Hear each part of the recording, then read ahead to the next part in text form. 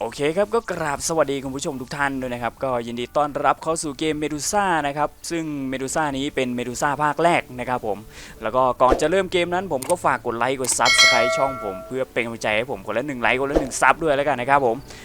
วันนี้ผมก็มีทุนอยู่ที่ 1,000 นะครับเดี๋ยวผมจะเริ่มเบ็ดที่15แล้วกันนะครับผมไปกันเลยครับออโต้15ไปเลยครับผม50 สปินเรามาดูกันดีกว่าครับว่าจะได้ไหมเอ่ยใน50 สปินนี้กับเบ็ด15 บาทนะครับผมมาโอ้โหเรียบร้อยครับผมเข้าฟรีสปินเป็นที่เรียบร้อยนะครับผม3ตัวเท่านั้นนะครับผมสแคตเตอร์โอเคครับมาเรามาดูกันดีกว่าครับว่าข้างในนั้นจะเป็นยังไงนะครับผมก็ไม่เคยเล่นเหมือนกันนะเกมนี้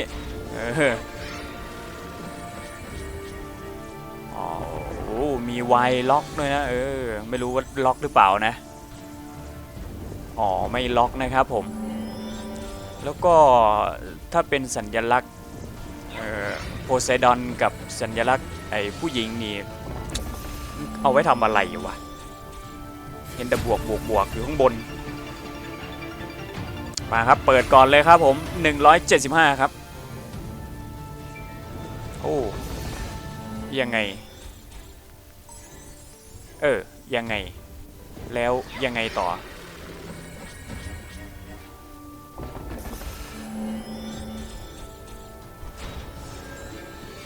ปลดล็อกแล้วยังไงบวก45โอเคครับผมก็พอเข้าใจแล้วนะครับกับเข้าฟรีสปินเกมนี้ก็คือสัญลักษณ์รูปโพไซดอนกับผู้หญิงนี่ผมไม่รู้ว่าเป็นใครนะถ้าสะสมได้1,075เย็ดเคเอาเรื่องว่ะถ้าสมมุติว่าแบบสะสมได้ครบจำนวนที่มันล็อกไว้นะก็คือปลดล็อกจำนวนเงินข้างบนนะครับผมนี่เห็นไหมบวก75ครับผมเป็น95ครับเมื่อกี้ได้มา20บวก75เข้าไปก็เป็น95โอเคเข้าใจละมาครับเหลืออีก3สปินแล้วทำไมไวไม่มาเมดูซ่าไม่พ่นไวออกมาวะมันจังใดวะ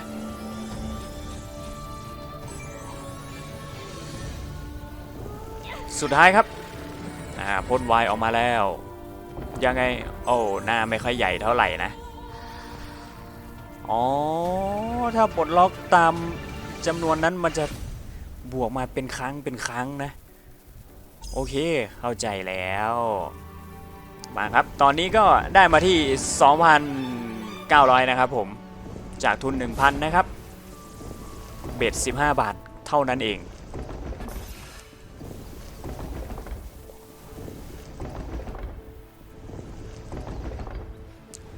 ตอนนี้ก็เข้าสู่จังหวะว่าวรัวๆนะครับไม่รัวแล้ว50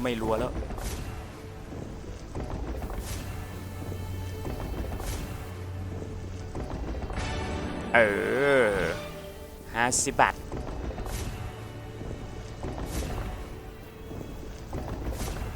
เอาละครับกลับมาว่าวรัวๆแล้วครับ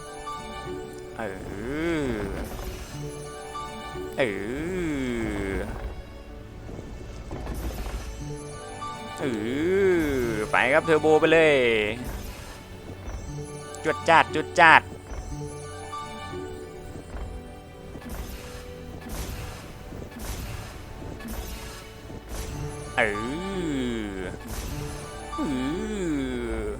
ได้ทีละยำ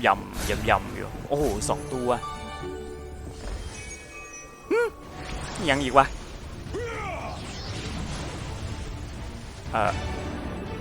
เปลี่ยนทั้งช่องอันนี้เปลี่ยนทั้งช่องเหรอผมเลยนึกว่าจะเปลี่ยนสัญลักษณ์หน้าโพไซดอนกลายเป็น Y โอ้โหดีใจเกอร์เลยไปครับเดี๋ยวผมขอเพิ่มเบ็ดไปที่30แล้วกันนะครับผมเรามาดูกันดีกว่าเบ็ด30กับ30ออโต้นะครับผมไปมาดูซิจะเข้าฟรีสปินอีกไหม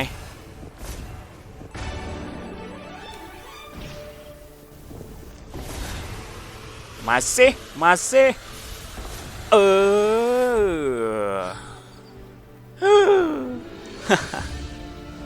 ไปครับ10สปินลองมาดูกันดีกว่าว่าจะได้สักเท่าไหร่นะครับผมกับเบ็ด30ในครั้งนี้ขออีก500ให้เป็น 3,000 เถอะเอาถ้า 3,000 นี่ผมถอนเลยได้กำไร 2,000 ผมก็เอาจังหวะนี้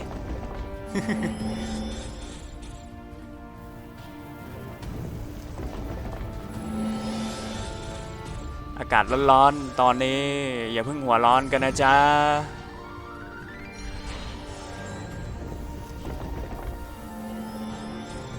บวกไปบวกไปพ่นมาสักทีเถอะวายเนี่ยแล้วยังไงต่อถึงไหมโอ้ยไม่ถึง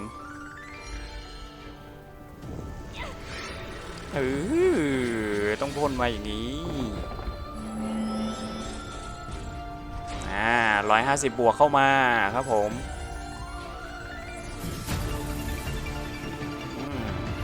170ครับโอ้ยจะ 3,000 แล้วอีกนิดเดียวขอหน่อยเถอะ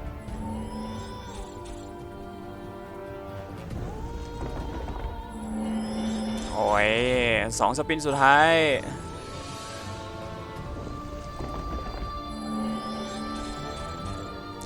บวกมา300สวยงามครับผมอย่างน้อยก็ได้ 3,000 แล้วครับตอนนี้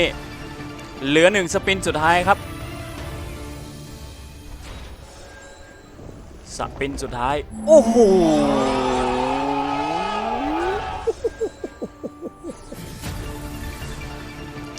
บวก900ครับโอเคก็ได้มาที่ 4,000 นะครับผมโอเคครับเดี๋ยวผมขอตัวจบลงที่ฟรีสปินนี้แล้วกันนะครับผมก็ก่อนจะจากกันไปนะก็ฝากกดไลค์กด Subscribe ช่องผมเพื่อเป็นกำลังใจให้ผมด้วยแล้วกันนะครับผมไว้เจอกันใหม่คลิปหน้าครับสำหรับวันนี้สวัสดีครับผ